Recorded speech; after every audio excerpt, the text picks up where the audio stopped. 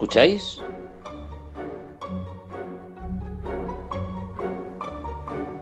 Es Oír y Callar en Ñ Radio.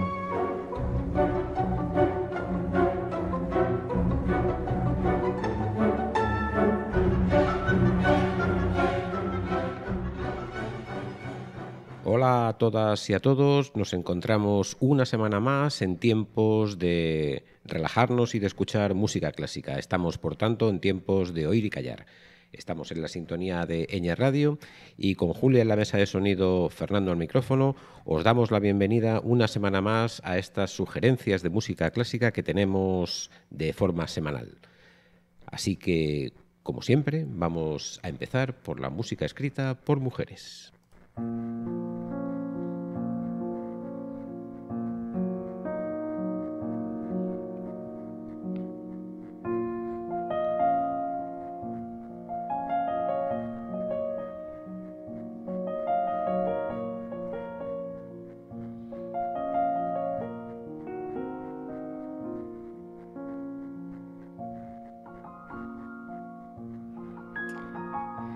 Y la mujer elegida para el día de hoy, para esta semana, es una francesa de nombre Hélène de Montgeroult.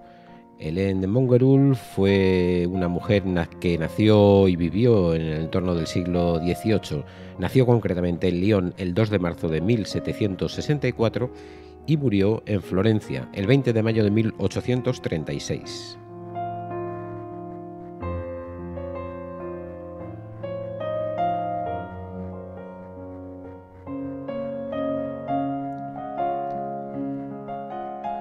Fue pianista, pedagoga, compositora francesa, sobre todo en el periodo clásico, contemporánea de otros ilustres clásicos como Mozart, Beethoven o Haydn. Vivió durante la Revolución Francesa y fue la primera maestra de pianoforte del Conservatorio de París, participando, por tanto, en la transición del auge del clavecín al piano. Este es el elemento que va a ser y que va a dar unidad al programa de hoy, la transición del clavecín al piano. Y como ya hemos dicho que vivió en la época de la Revolución Francesa y también habíamos anunciado que esta Helena de Montgeroult pertenecía a una familia noble, pues su vida estuvo rodeada desde luego de las dificultades propias de la convivencia con esta Revolución Francesa. Por ejemplo, un hecho en su familia, el 14 de febrero de 1793, durante el periodo de agitación política a raíz de la Revolución, pues su marido, que era austriaco, fue tomado prisionero por los austriacos y asesinado después de demostrarse que sirvió en Italia.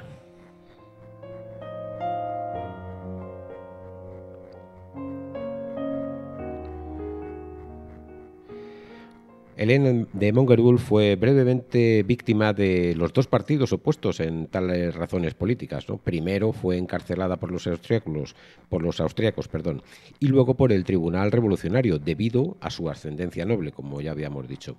Fue acusada y condenada a la guillotina.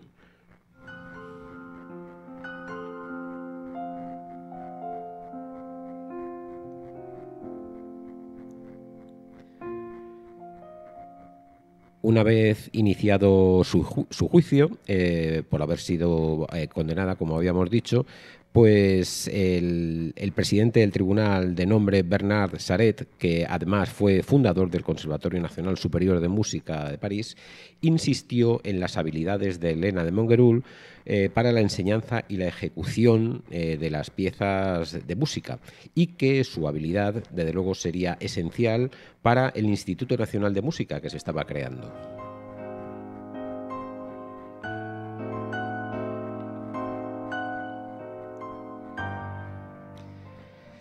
Durante el proceso se introdujo un clavecín en el procedimiento y Montgeroult interpretó la Marsellesa, con un espíritu tal que todos los presentes se unieron impulsivamente en el canto, encabezados desde luego por el presidente del tribunal.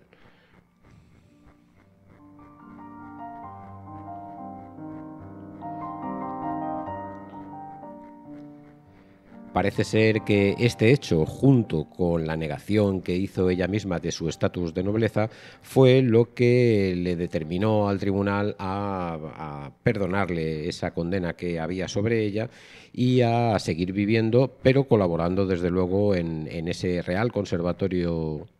No, perdón, no Real Conservatorio, en ese Conservatorio Superior de Música de París y que desde luego fue el centro donde desarrolló Helena de Montgerul sus actividades.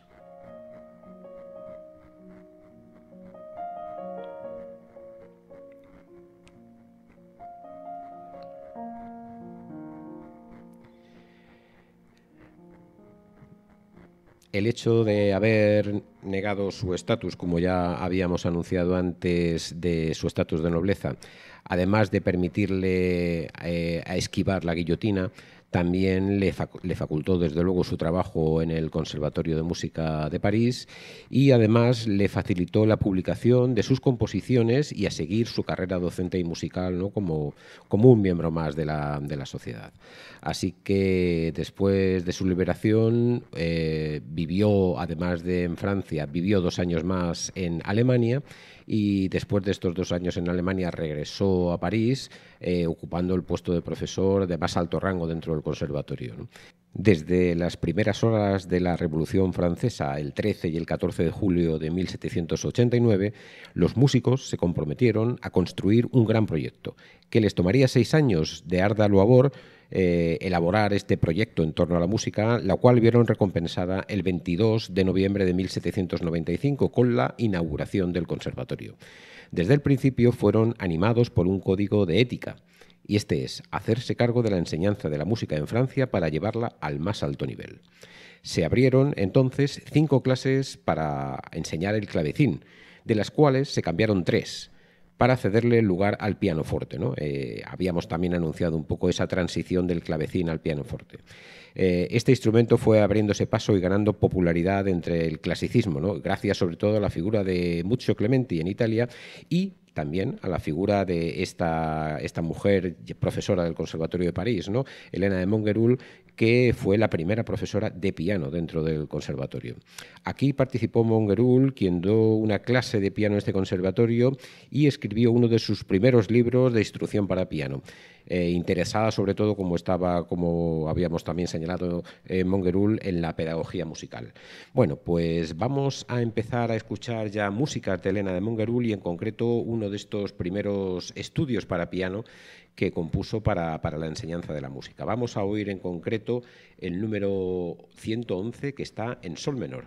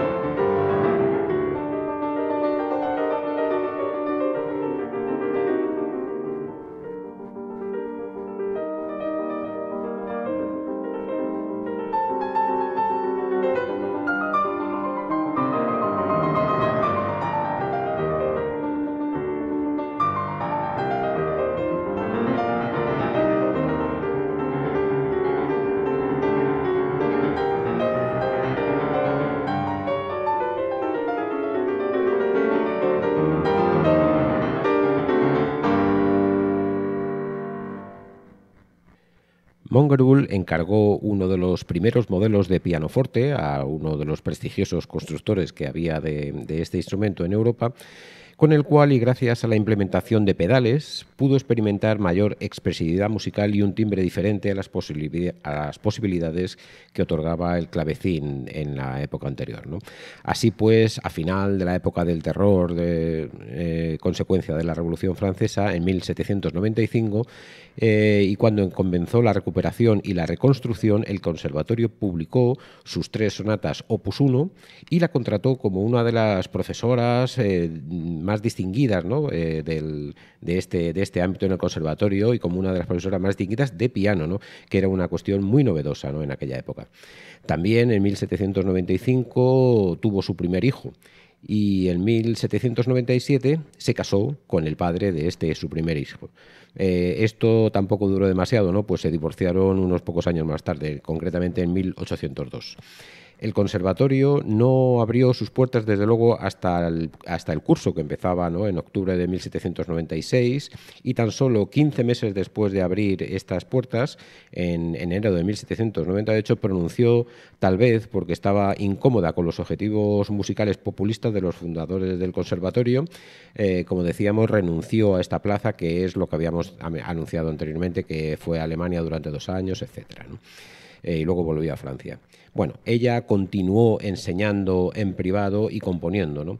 Y publicó 2 volúmenes más de 3 sonatas, cada uno de estos volúmenes, ¿no? El Opus 2, que apareció por primera vez en el año de 1800, y el Opus 5, que apareció entre el año de 1804 y 1807. Bueno, pues para seguir escuchando músicas de Helena de Mongeroul y para piano, pues vamos a oír de este Opus 5 que habíamos relatado últimamente, pues vamos a oír la sonata en fa menor, que es del Opus 5 número 2. Vamos a oír concretamente el tercero de los movimientos, que es un allegro agitato con fuoco.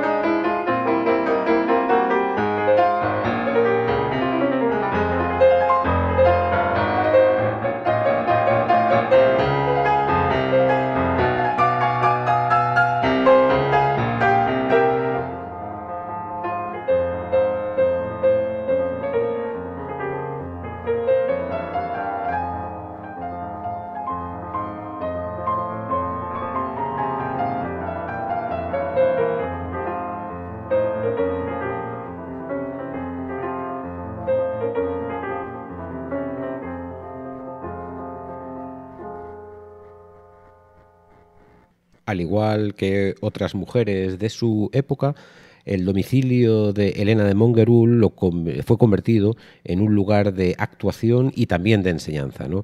Allí, desde luego, ella tenía ya su prestigio y tenía sus amigos y sus alumnos, etcétera. Y además, bueno, pues contaba con un piano de aquellos que se habían construido con los pedales que le otorgaban esa mayor expresividad y esas mayores posibilidades. Y también tenía instrumentos de cuerda, de manera que, como decía, pues bueno, pues esas reuniones que se producían en su domicilio y que fomentaban la actuación y la enseñanza, pues se hicieron cada vez más importantes, ¿no? Allí fueron invitados grupos selectos de músicos y amantes de la música que entendieron y apreciaron ese refinado estilo que estaba inspirado musicalmente en la profundidad de la expresión de los temas musicales, ¿no? Y que a menudo faltaba en los conciertos populares, ¿no? Quizá pues por esa herencia mal recibida, ¿no?, de las épocas anteriores y también esa ruptura tan abrupta que sucedió en aquella época. Bueno, lo cierto es que para 1810 Helena de Mongerul estaba trabajando en un célebre método para piano que ha sido muy seguido en los años posteriores, ¿no?, incluso hasta nuestros días. Es un célebre método para piano en tres volúmenes y cuyo título es El curso completo para enseñar pianoforte, liderando progresivamente desde los primeros elementos hasta los de mayor dificultad. Bueno, fue concluido en el año 1814 y publicado en el año de 1820. Aquí se abordan todas las dificultades técnicas, ¿no?, de la ejecución del piano, las digitaciones, las posiciones, los cruces de manos y bueno, cualquiera de las técnicas, sobre todo también de la utilización del pedal, que era una técnica muy novedosa, ya que el clavecín carecía de este recurso, y que el piano, desde luego, no solamente lo tenía, sino que otorgaba a este instrumento pues unas posibilidades muy, muy sobresalientes, ¿no? De tal manera que, por ejemplo, los críticos de la época decían que el piano producía un sonido sostenido y cantable similar al de la voz humana o al de los instrumentos de arco. Bueno, pues en estos tres volúmenes, Helena de Mongerul escribió 972 ejercicios y de estos 972 ejercicios, 114 eran estudios concretamente ya determinados a estos aspectos progresivos, ¿no?, en la dificultad del piano, ¿no? Estos 114 estudios no tenemos que dejarnos engañar por la palabra estudio, no son simplemente piezas pedagógicas, sino que debido a su riqueza, bueno, pues se han interpretado como piezas de concierto y lo vais a poder comprobar inmediatamente, ¿no?, porque vamos a oír uno de ellos, ¿no? Bueno, pues para dar un poco de final a este recorrido breve que hemos hecho por la vida de Helena de Mongerul y de su obra para piano, vamos a oír de estos 114 estudios de dificultades progresivas, vamos a oír el número 26, que está en sol mayor.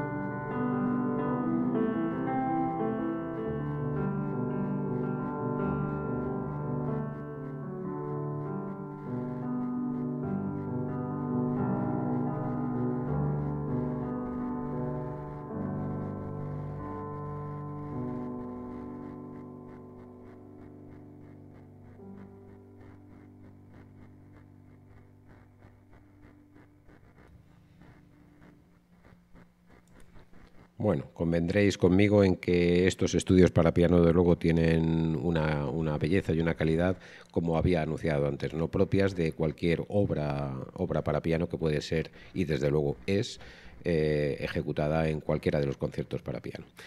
Bueno, y vamos a continuar con nuestro programa de hoy, que como habíamos dicho al principio también, el hilo conductor del mismo es la transición desde el clave al piano, ¿no? O del clavecín al piano. Y para ello, la segunda parte de este programa se la vamos a dedicar a un compositor español llamado Antonio Soler. Antonio Soler es nacido en la provincia de Gerona, en Olot, concretamente en el año 1729, y murió en San Lorenzo del Escorial, en Madrid, en el año de 1783. Es decir, un hombre que vivió plenamente la época del siglo XVIII, ¿no? Esta época clasicista, y que en su estilo musical pues están lo que son los últimos retazos de la música barroca y desde luego pues la asunción completa de la estética clásica, ¿no? en la música. Este Antonio Soler fue compositor, pero además también fue religioso, fue un fraile jerónimo y por eso también se le conoce como el padre Antonio Soler o el padre Soler. Nosotros, bueno, nos vamos a referir a él como Antonio Soler, que es su nombre. Y desde luego pues es un hombre bien conocido y bien famoso dentro de esta época de la música española. Era teórico de la música, organista, maestro de capilla y compositor, por supuesto. Como decíamos, nació en Olot y el padre de Antonio Soler, que fue una de las principales personalidades de la historia de la música española, destacó como intérprete y compositor y abordó la mayor parte de los géneros musicales conocidos en la época.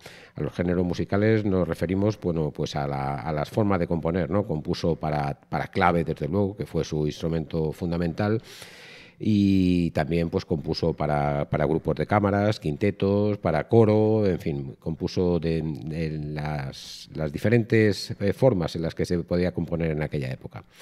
El padre de Antonio Soler se llamaba Mateo Soler y pertenecía a la banda de música del regimiento de Numancia, y es muy probable que él fuera, desde luego, el primer maestro y el primer informador, ¿no?, de las lecciones musicales que recibió el joven Antonio.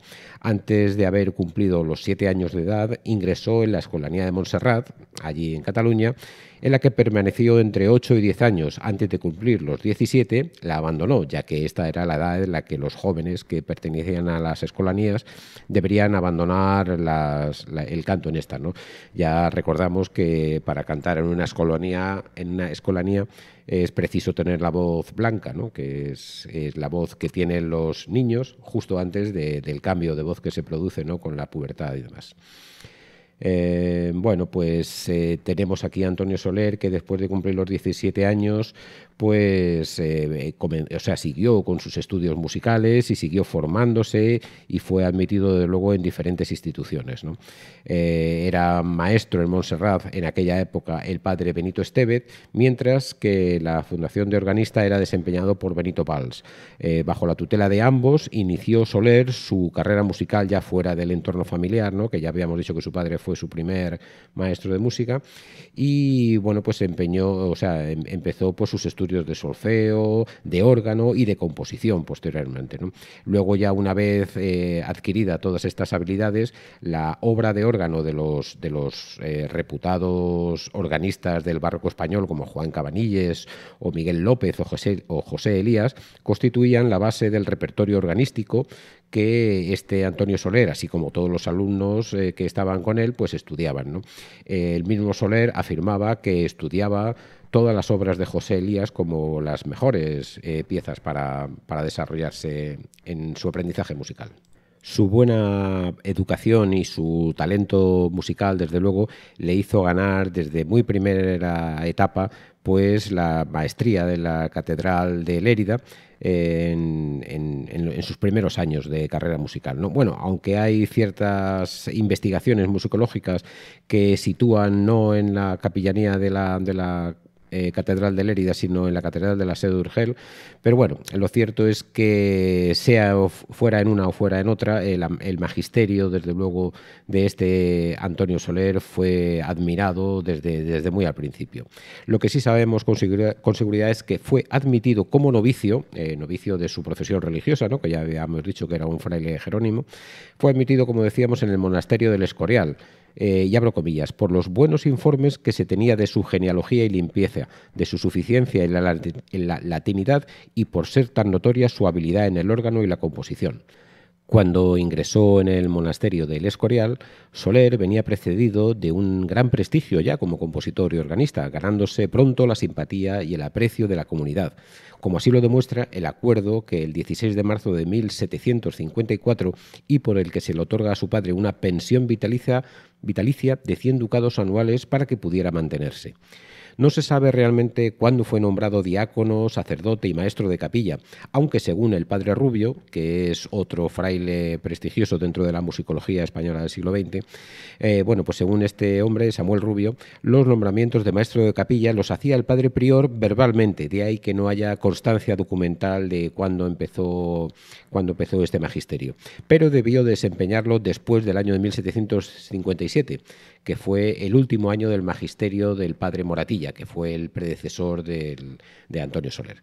Bueno, pues vamos sin más a empezar a oír músicas de Antonio Soler, y aunque sobre todo vamos a oír músicas de clave y vamos también a tener esa transición del clave al piano, vamos a oír también algún ejemplo de esas otras músicas que compuso para otras formaciones, ¿no?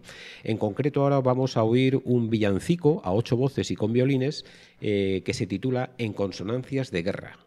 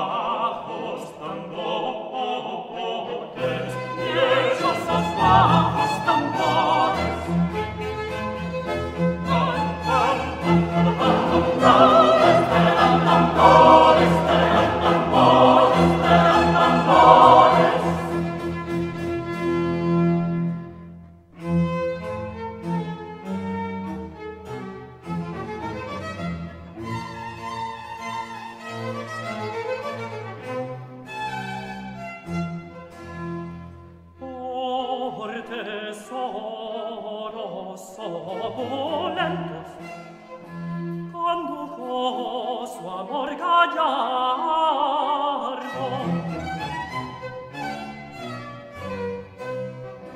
Un escuadrón de mendigos, un escuadrón de mendigos que estrechas en fueta amaro.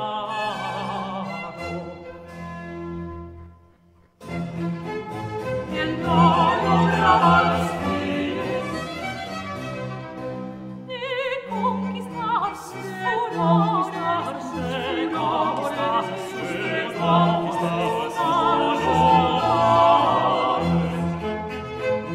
siendo los tibles clarines,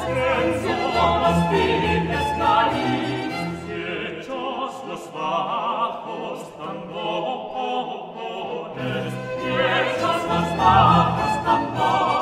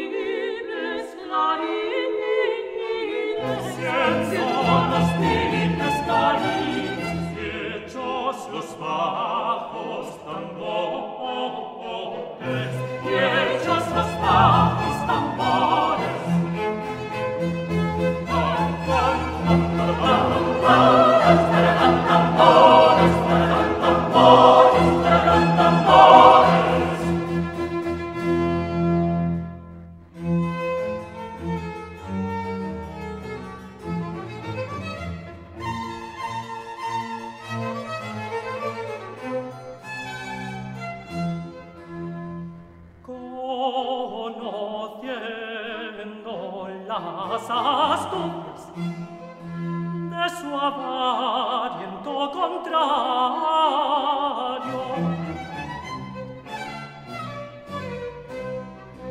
rechazo todas sus armas, rechazo todas sus armas de una crutonera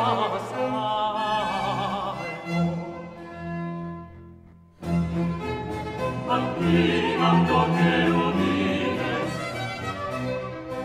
este español nos une, este español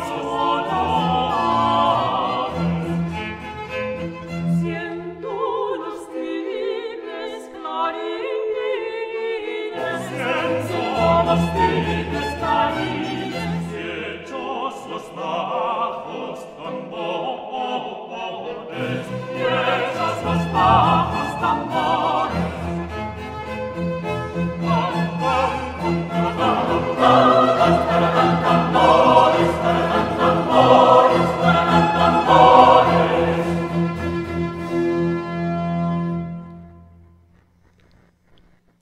A pesar de que cuando Antonio Soler llegó al monasterio del Escorial ya le precedía, como habíamos dicho, una excelente fama como maestro de capilla y compositor.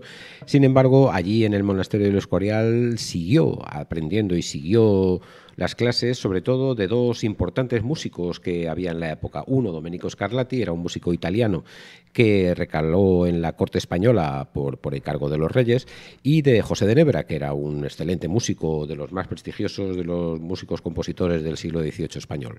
Bueno, ahí también desde luego empezó la ingente carrera de Antonio Soler como compositor de música para teclado, ¿no? Y más concretamente para clave. Así que vamos a empezar a escuchar músicas para clave, pero interpretadas al piano. ¿Y por qué esto es así? Bueno, pues Antonio Soler compuso todo esto para el teclado y pensaba desde luego en un clave, pero estas partituras a lo largo de la historia, además de que se han interpretado para clave, también se han interpretado con el piano.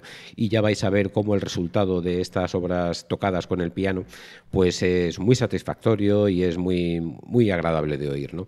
Así que, bueno, pues una parte de las composiciones que vamos a oír de Antonio Soler en este programa van a ser interpretadas con piano y luego también alguna con clave.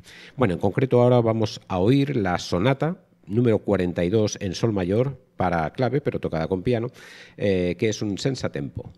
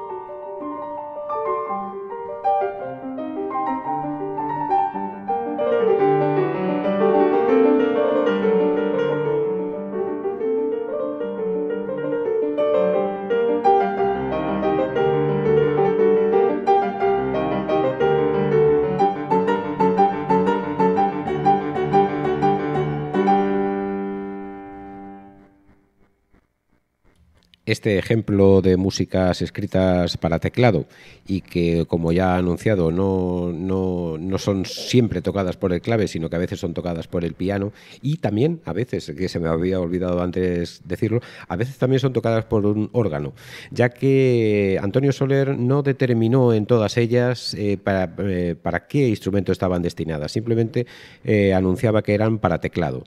Por eso, bueno, pues los músicos y los intérpretes de hoy en día pues hacen toda serie de combinaciones.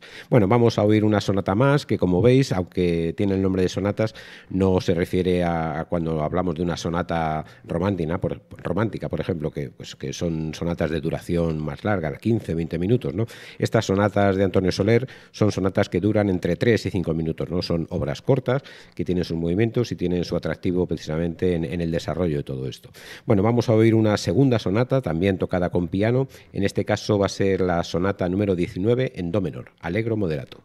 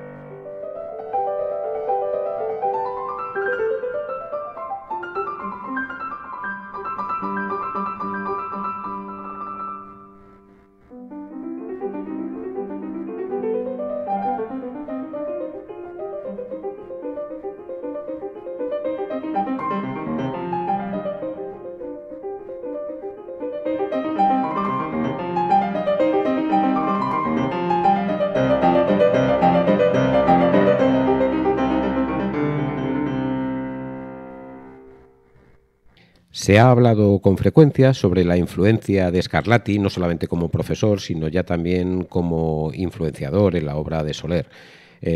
Sobre todo en sus sonatas para teclado, ¿no? Que es lo que estamos oyendo ahora y que va a constituir desde luego la mayor parte del programa, ¿no? En el pasado, la mayor parte de los musicólogos proclamaba la dependencia del compositor Antonio Soler con respecto de Scarlatti, ¿no? Su maestro. Sin embargo, hoy en día los musicólogos han relativizado mucho esta posible influencia del compositor italiano, partiendo de que la sonata bipartita que hace el compositor gerundense llega a crear un lenguaje instrumental propio. Es decir, que la serie de repeticiones, de adornos y de exposición de la música, incluidos la utilización de motivos populares, ¿no? Dentro de esta forma de introducir la música en las sonatas para teclado, era muy propia de Antonio Soler y que le resta profundidad o que le resta veracidad, ¿no? A esa afirmación de que Scarlatti era el influenciador por excelencia, ¿no? De la música de Antonio Soler.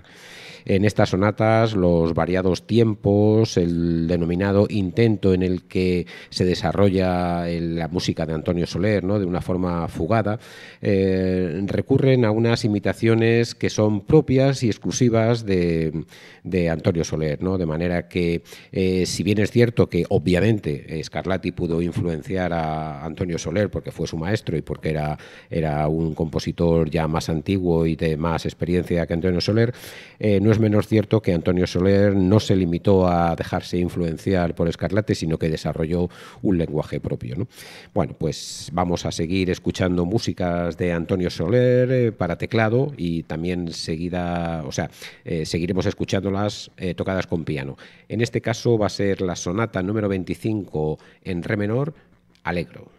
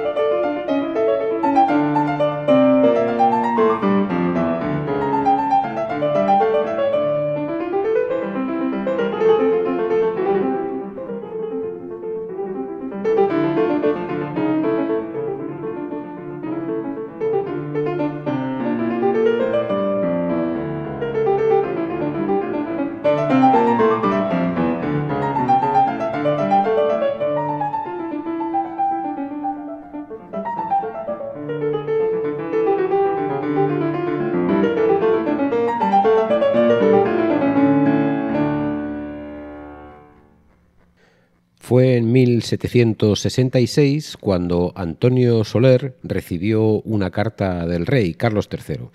En esta, el monarca lo que hacía era encargarle y responsabilizarle de la formación musical de sus dos hijos infantes, de Antonio y Gabriel de Borbón. Esta carta tenía fecha del 30 de noviembre del año 1766, como ya he dicho. Para don Gabriel compuso gran parte de la música instrumental. Antonio Soler había comprobado de primera mano las buenas cualidades que tenía uno de los dos infantes, en concreto don Gabriel, para el ejercicio de la música, y le había dedicado a algunas de las obras instrumentales que estaba componiendo. Algunas sonatas para clave, desde luego, y también conciertos para órgano que Antonio Soler interpretaba también conjuntamente, ¿no? Bueno, pues en esta educación de estos dos infantes y en concreto en la educación de don Gabriel, pues Antonio Soler lo que hizo fue componer una serie de quintetos para cuerda y clave, y que estaban dedicados a este infante, ¿no? Y que desde luego, bueno, pues estos quintetos se han reproducido y se han quedado en la historia como, bueno, un excelente ejemplo de música de cámara compuesta por Antonio Soler. Así que ahora vamos a oír de estos 5 quintetos, vamos a oír un movimiento de uno de ellos, ¿no? Concretamente el tercer movimiento del quinteto número 4, que es un Allegro assai.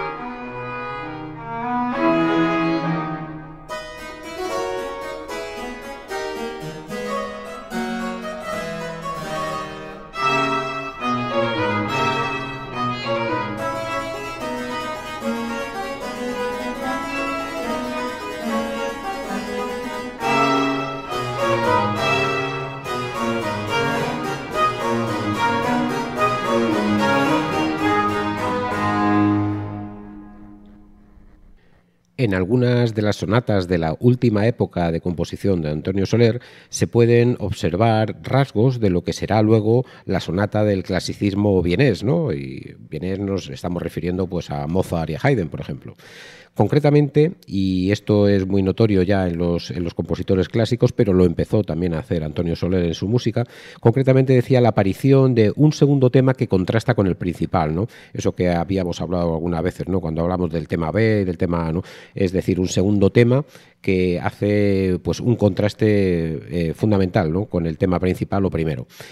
Por esta parte es perceptible el uso de una amplia gama de recursos que hace Antonio Soler dentro de la música para teclado, ¿no? Ya que él era un especialista en la música para teclado. Por ejemplo, el empleo de la mano izquierda al mismo nivel y con la misma jerarquía y exigencias virtuosísticas que la mano derecha, el cruce de manos de gran dificultad técnica, saltos interválicos, notas repetidas, la prolongación de los trinos, los fragmentos en terceras o sextas, aspectos todos ellos que otorgan a la música de teclado de Antonio Soler pues una gran riqueza y una variedad estilística muy interesante. Bueno, pues vamos a volver otra vez a oír las sonatas de Antonio Soler escritas para teclado y seguimos oyéndolas interpretadas al piano. En concreto vamos a oír ahora la sonata número 90 en fa mayor, que es un allegro.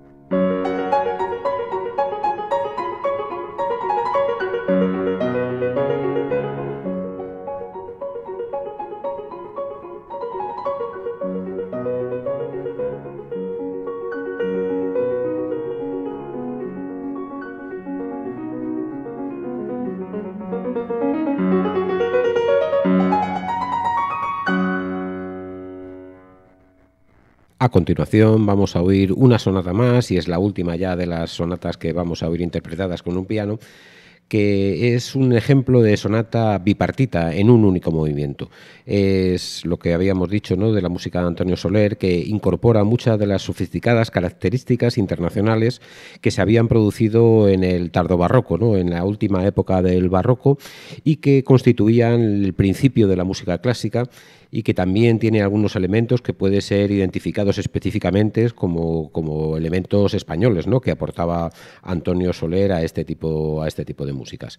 Bueno, pues este ejemplo de sonata en un único movimiento, pero con los dos temas y tal, lo vamos a oír por última vez en la sonata número 84 en re mayor, que es un allegro.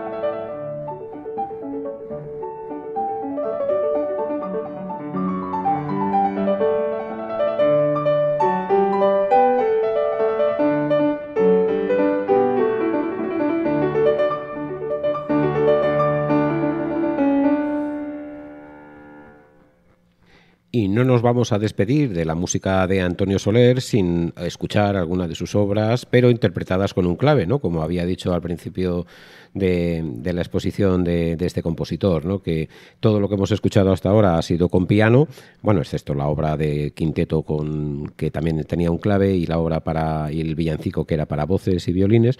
Ahora vamos a oír la obra más famosa de Antonio Soler, pero interpretada con el clave.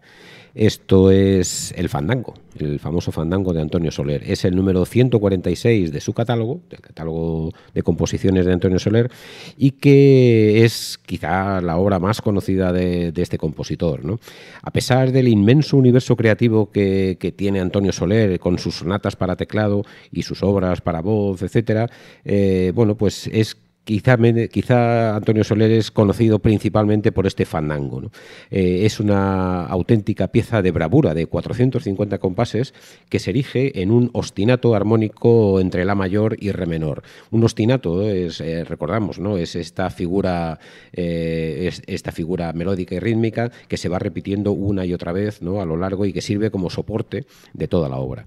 Es una hipnótica secuencia de 12 notas que constituye el ostinato ostinato este que estábamos diciendo, y que es una espléndida recreación de todas las características y recursos del clave, ¿no? Como instrumento con giros armónicos y rítmicos, con acordes, con intervalos y quiebros, con variaciones y finales en escala de semitonos, etcétera. Es decir, en este ejercicio de ostinato, Antonio Soler lo que hace, bueno, pues es un desarrollo artístico pues impresionante, ¿no? Sobre una base aparentemente simple, ¿no? Podríamos decir que este fandango comienza con algo que podríamos asimilar como una malagueña en modo mayor y cuyo segundo tema pues contrasta en modo menor, ¿no?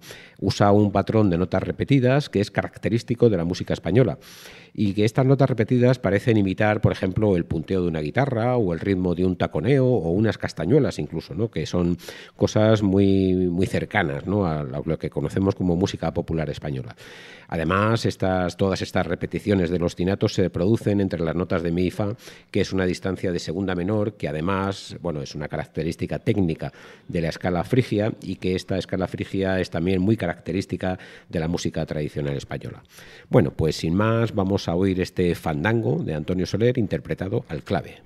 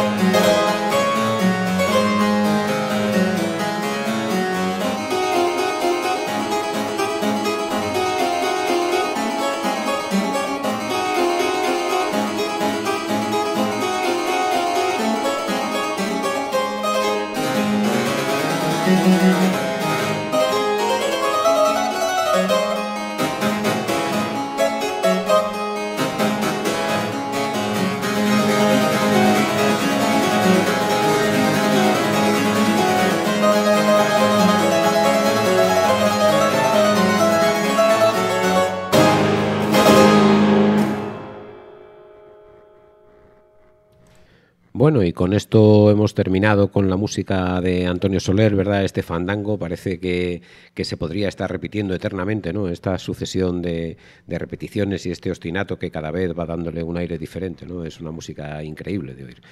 Bueno, pues hemos terminado este programa, espero que os haya gustado y que, bueno, pues como siempre os digo, espero que también nos encontremos la próxima semana en un nuevo rato de Oír y Callar, aquí en Eña Radio. Adiós. ¿Eso es todo, amigos?